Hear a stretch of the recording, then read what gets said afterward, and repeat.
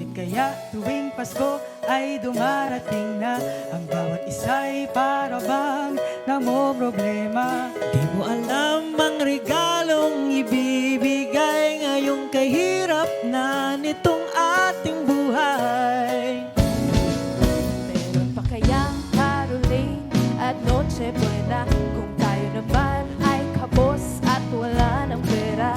Nakakahiya kung muling pagtaguan mo ang iyong mga inaanak sa araw ng Pasko.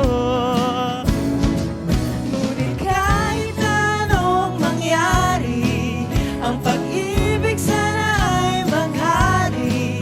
Sapat nang si Jesus ang kasama mo, tuloy na tuloy pa rin ang Pasko.